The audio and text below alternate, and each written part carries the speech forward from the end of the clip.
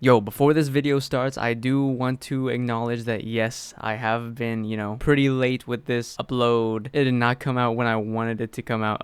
That's just because I've been lazy this week. So I'm going to be uploading way more videos very soon, a lot of tier lists and stuff like that. And of course, I gotta go over the Bilal Muhammad fight that's about to happen. But yeah, there's, a lot of stuff I gotta do, a lot of videos that I've been meaning to make, and I've just been falling short this week. I've been really lazy, but I'm going to be locking in for those next videos I'm coming out with soon. So, stay tuned for that, and hope you enjoy this video. Yo, what is up, everybody? I'm Immortal MMA. And I just watched UFC Fight Night Song versus Figueiredo. Song BIG Yadong versus Old Man Figueiredo. And who would have guessed? I predicted the main event right. And, well, kind of. I expected Song to knock Figueiredo out in the later rounds. I did not expect what happened in the fight, but we'll go over that eventually. First, we got to go all the way down to the prelims and go over this card. This was a really good card. This was, as I said in my last video, I predicted that this was going to be one of the best fight nights that we've had so far, and it did not disappoint. So many finishes, so many good fights, and starting with Loma Lukbunme versus Jacqueline Omarim. I expected Jacqueline to get the win by, using her grappling and just going the distance, but she actually gets the submission over Loma Lukbunme. Loma tried to, try to strike with her, and Jacqueline, she didn't look too bad in the striking department, really.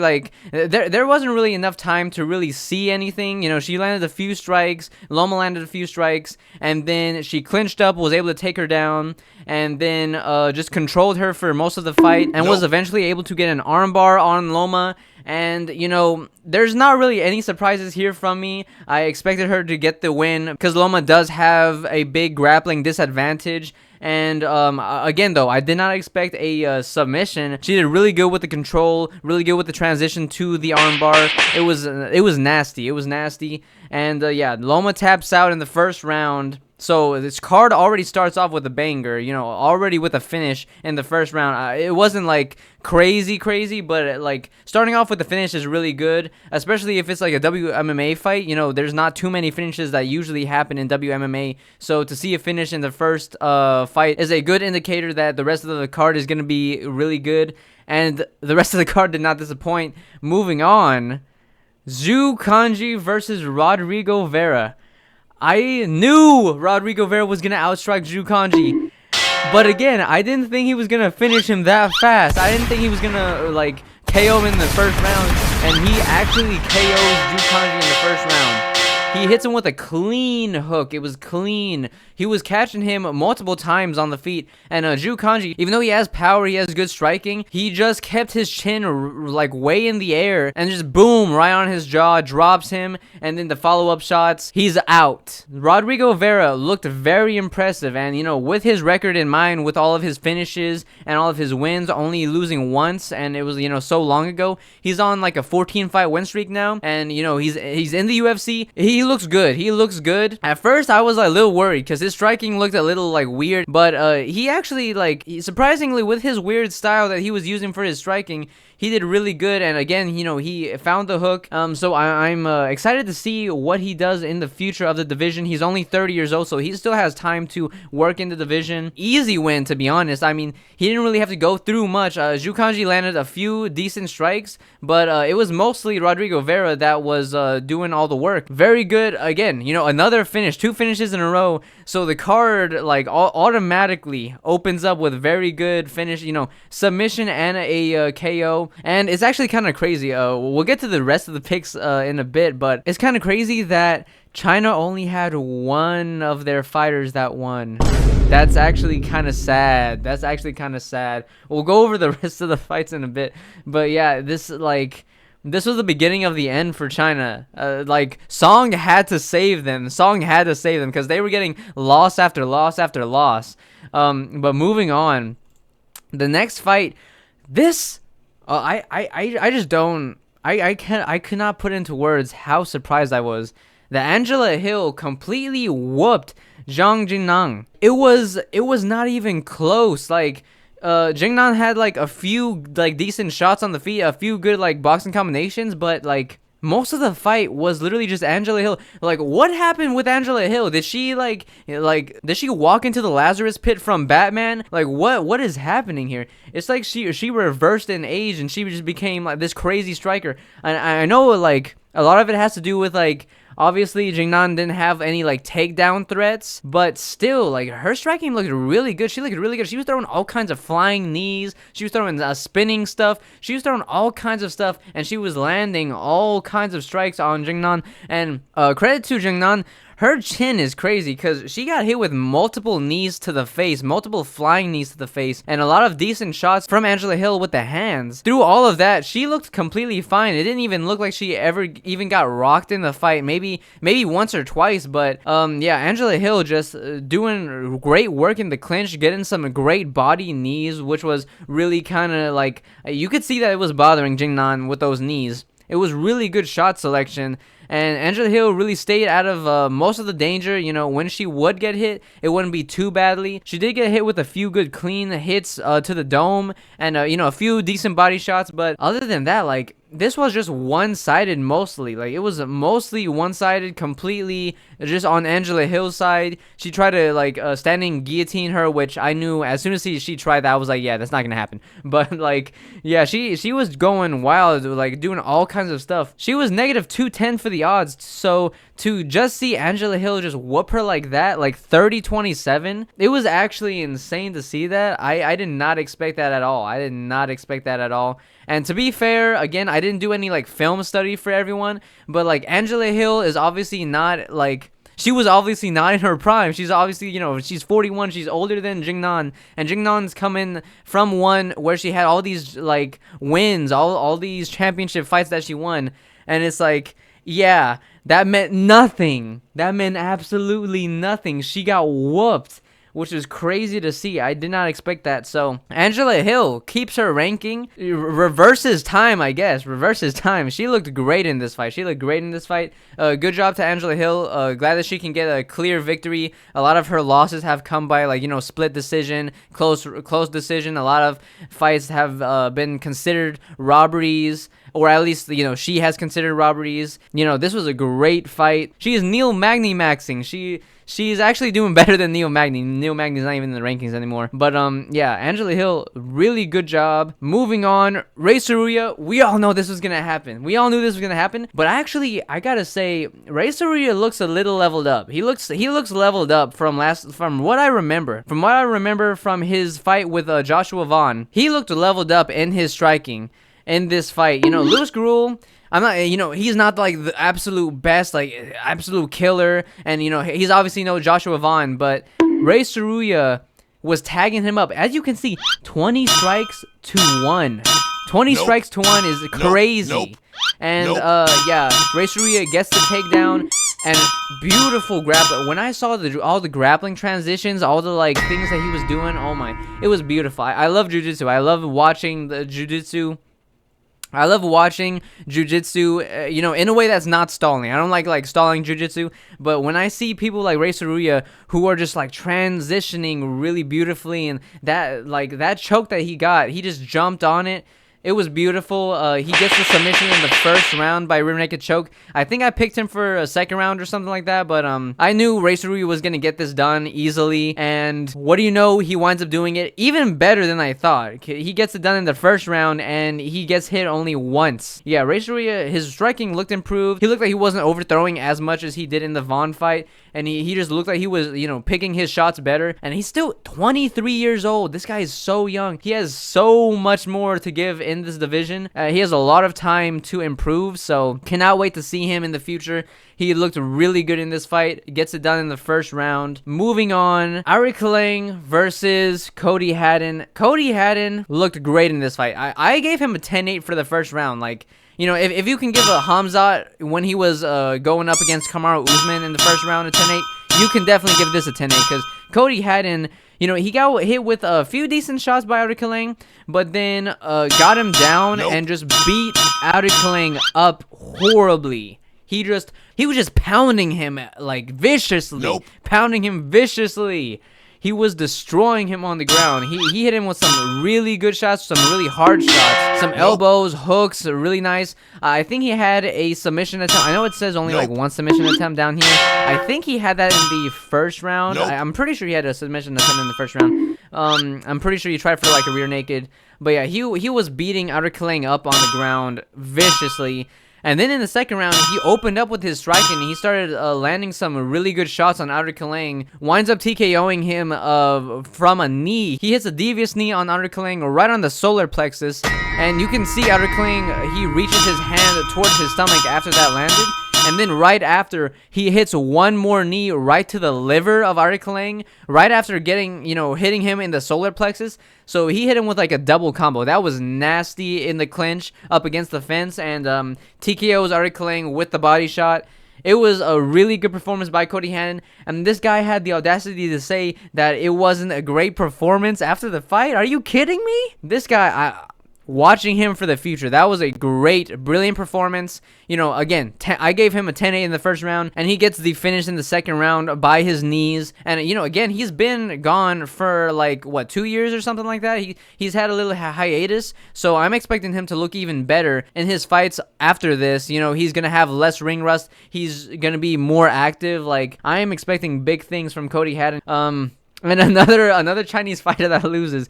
Like, literally, it's just like, that's sad to see, like, all the Chinese fighters lost on the card except for the main event, which, good for them. Again, we'll be going over that in a bit. But moving on, Ding Meng versus Jose Souza. Let me say this. Whatever judge gave Ding Meng, and also, no, the commentary. Oh, don't get me started. When Michael Bisping had the audacity to say that it was a close fight, and should he be that confident that he won this fight? What are we talking about?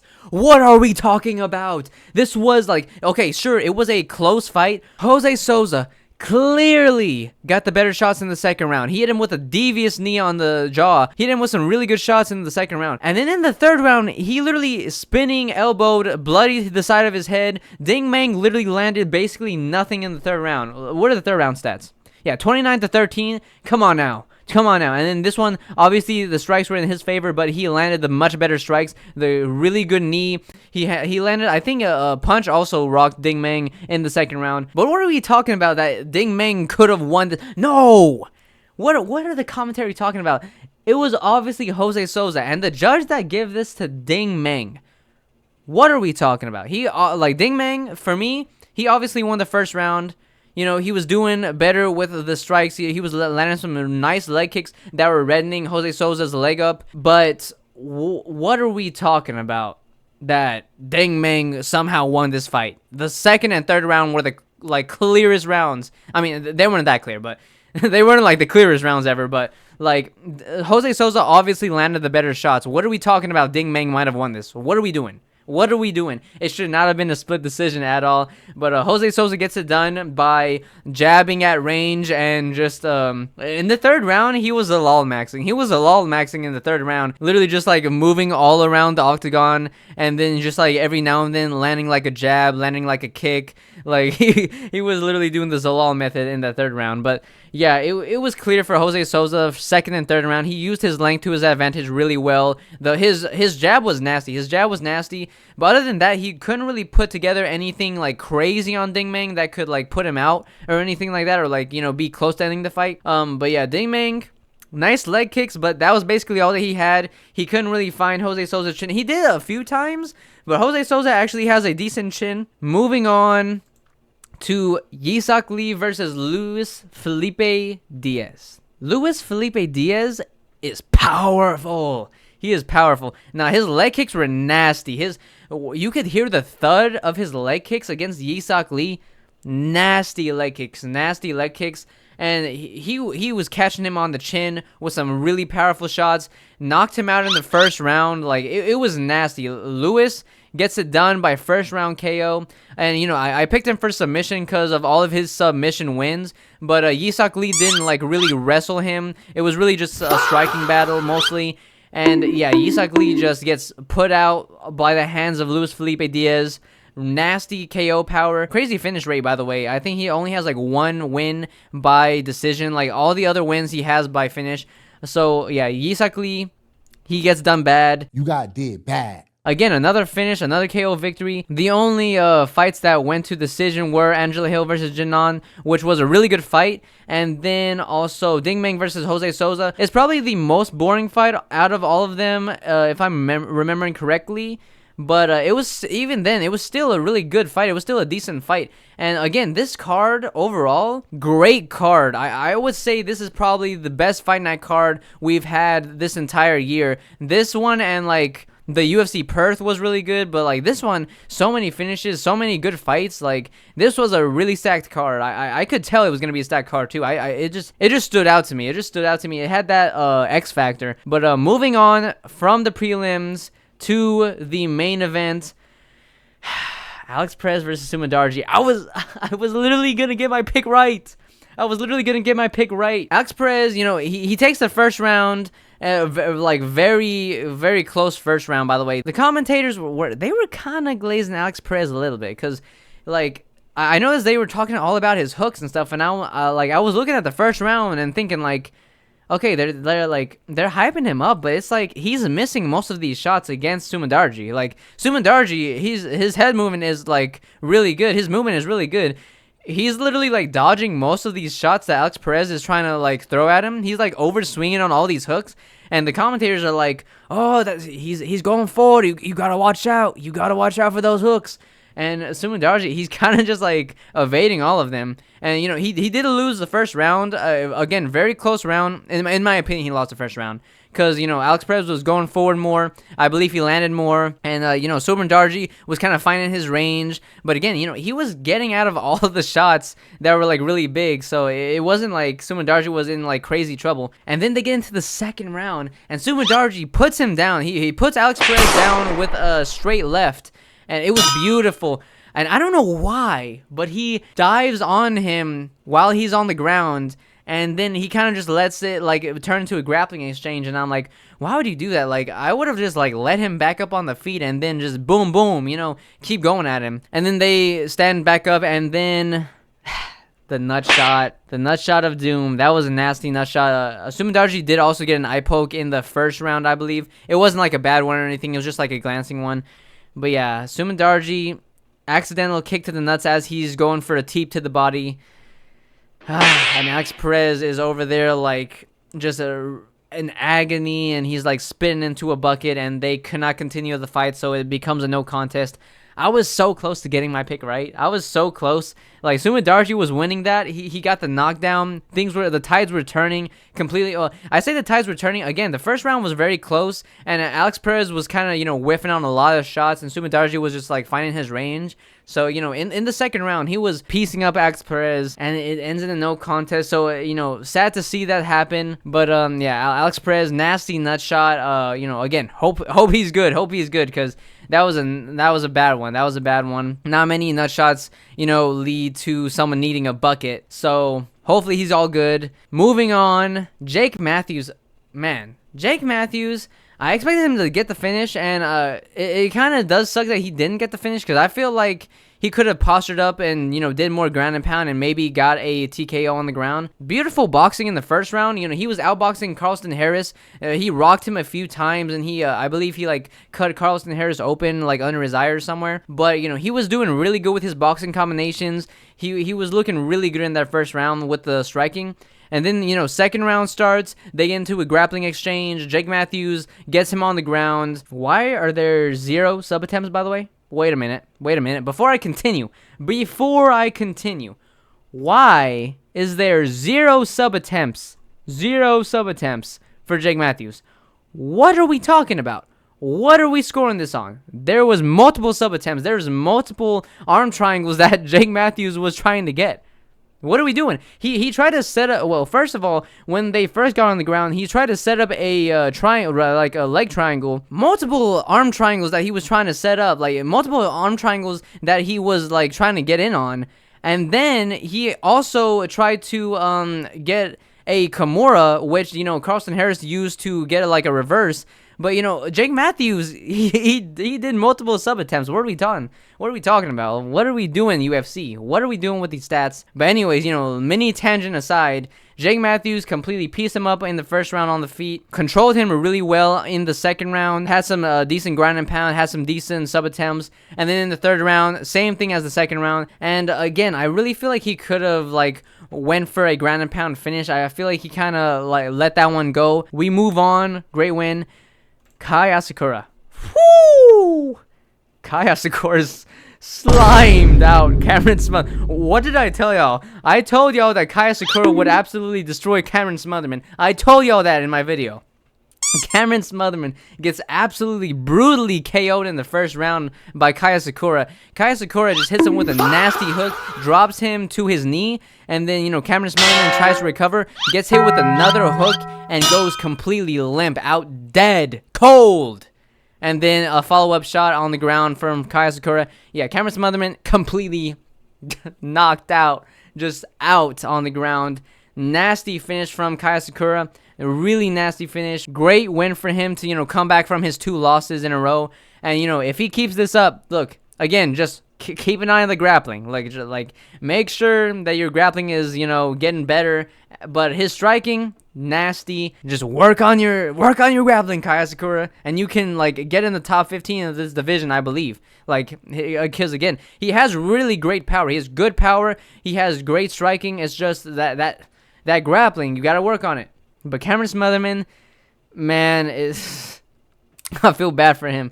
He got slumped. And, you know, it's not really looked too well for Cameron Smotherman in his UFC run. You know, he hasn't had the best run in the UFC so far. Another finish again. And, yeah, Kai Asakura looked great. Hope to see him against another striker. And then maybe after that, then give him, like, another grappler to test his grappling. And, you know, hopefully by then he'll have done better with his grappling. Moving on. What did I say? I knew Sergey Pavlovich was going to come back. Prime Pavlovich. Prime KO Pavlovich. Sliming everyone out Pavlovich. Look at the stats. 10 strikes to 0. 10 strikes to 0. What are we doing? Talashin Teixeira. Again, why did the UFC put this fight together? Why did they give Talashin Teixeira Sergey Pavlovich? What were we doing with that? The guy goes life and death with Tai Tuivasa, and we're going to jump him all the way up to fight Sergey? The UFC just wants this guy to get slimed out. They wanted him to get slimed out. Sergey Pavlovich just, boom, bombs him across the chin. I believe, you know, he hits him with some, like, good shots. He hits him with, like, a hook that really rocks Talashin Teixeira. Then he goes for an overhand that kind of glances, like, on the temple of Talashin Teixeira, which knocks him down. And then Sergey Pavlovich follows up with some ground and pound, lays him out. Talashin Teixeira, you know, headbutts the canvas. Boom. It was over. It was over like that. 39 seconds. 39 seconds is absolutely insane.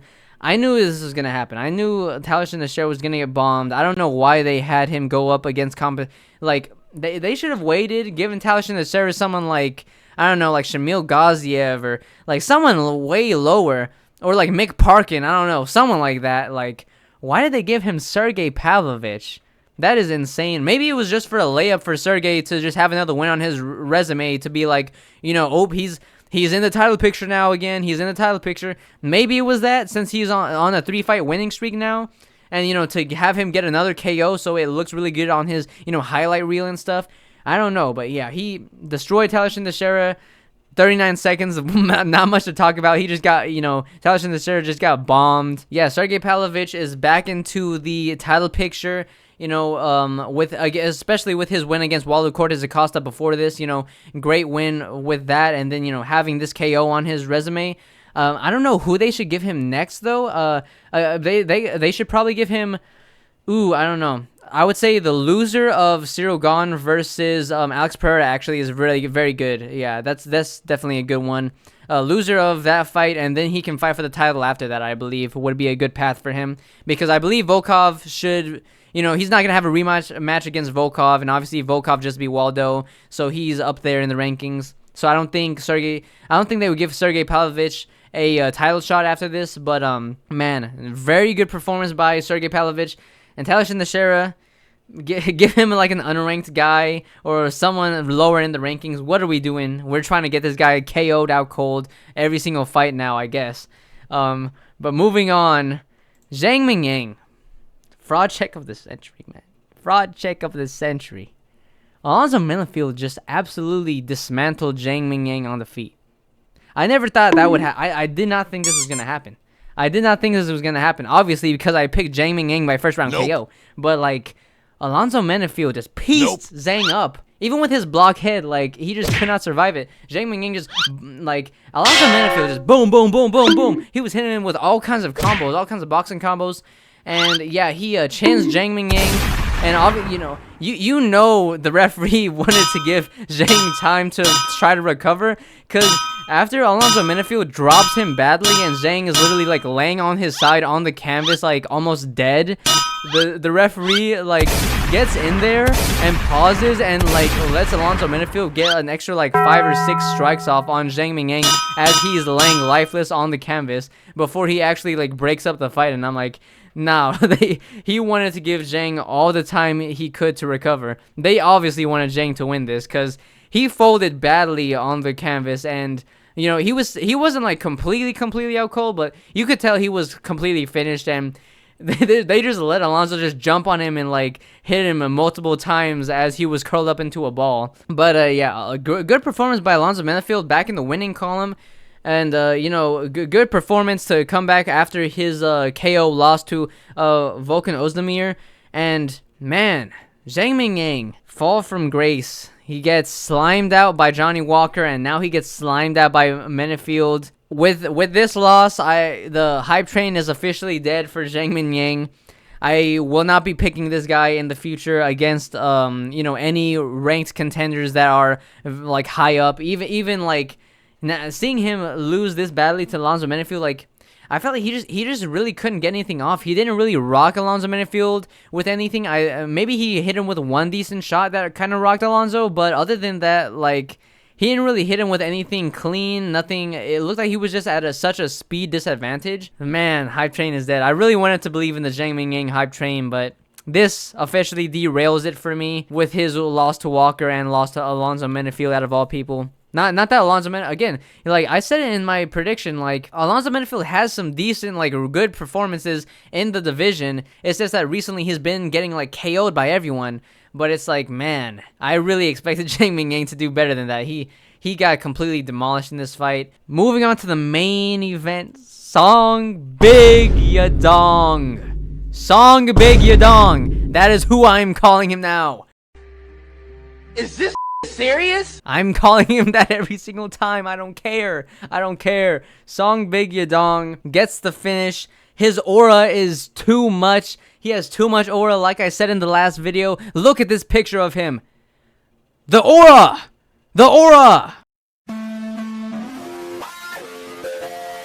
But anyways, that aside, Davison Figueiredo got slimed out. I'm surprised at the numbers. I really did not see him throw that many strikes. All I saw was Song Yadong leg kicking him for the entire round and then getting hit by like one shot by Figgy, and then that was it. I really thought Song Yadong won the first round. Again, the big shot, like, everyone was going crazy. Like, I think Michael Bisping when the shot landed, he was like, oh, and it was like, Song Yadong just ate the shot and continued to be completely calm and not phased at all. His aura was too plentiful. His aura was too plentiful to get impacted by any power that Davison Figueiredo had. He ate that iron chin, Song Yadong. Song Big Yadong. Anyways, let me stop glazing. But Song Yadong, yeah, first round is just very leg kick heavy. He respects Figueiredo a lot. Second round starts. Figgy goes for a takedown. Song Yadong stuffs it, and then he starts feeling himself. He starts like remembering, like, oh wait, I'm the king of aura. What? And then he starts going forward, throwing more strikes, catching Figgy with some really good hooks, some really decent strikes, and then at the very end of the round, Figgy goes for a takedown. I believe, yeah, he goes for a takedown, and then Song Yadong. I did not see this coming at all. Like, whoever bet on submission probably got a crazy amount of money, because Song Yadong just grabs up a guillotine as Figgy goes for a takedown out of nowhere. Like, just grabs it up and instantly taps Figgy, Who would have thought that Song Yadong would submit Davison Figueiredo? What? That is absolutely insane to me. Like, I did not see that coming. I expected, you know, in my prediction, I went like 4th round TKO. I thought he was gonna, you know, piece him up over multiple rounds and then eventually get a TKO. No, Song Yadong submits Davison Figueiredo by a guillotine. Absolutely insane to me. I knew it was like, it's old man Figgy, man. If y'all saw my thumbnail for my last video that has 1 viewer currently, let me just throw that in right quick. 1 viewer, by the way. Thank you for clicking on the video. Thank you. I appreciate everyone who clicks on these videos and watches my content. I love making this. I love making these videos. Okay, and you know I might not have many views right now. I might not have any subs. I have like 1 sub right now. Thank you for whoever the subscriber is, by the way. I really appreciate you. But you know I might not have a lot right now. But hey, I really enjoy making this content. And shout out to that 1 viewer. Just, you know, shout out whoever you are. But yeah, Song Yadong just slimes Davison out. Davison, again, he's just slow. He's just slow. He's not. It's not that he's slow. I mean, Song Yadong obviously had like better reaction speed and like he was faster. But it's just that Davison doesn't throw anymore. He doesn't throw at all. He has very little volume. Again, his cardio isn't like the best anymore. Like again, his fight with Montel Jackson and his fight with Chito Vera, I believe, if I remember correctly, he was getting tired in those fights, and it was like he was barely throwing anything in those fights. He was barely like throwing anything, and he was getting very tired. So you know, he's just not who he once was. You know, he's not prime Figgy anymore. He's past his prime.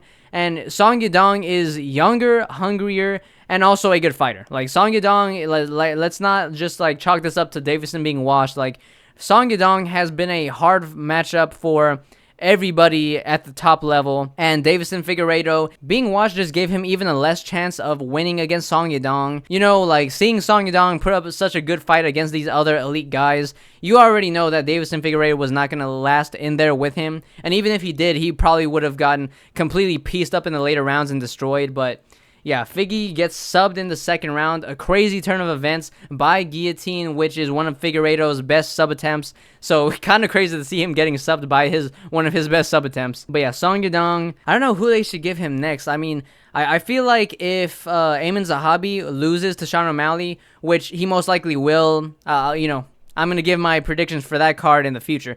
But, you know, I think a fight against Amin Zahabi would be good. Maybe... Ooh, I don't know. Maybe they could try to like bump Raul Rosas Jr. into the rankings more, and he gets absolutely destroyed by Song Yadong. just you know, just putting it out there as like a thing maybe. But yeah, maybe he does that. Maybe Song Yadong versus Peyton Talbot. That would be a firefight.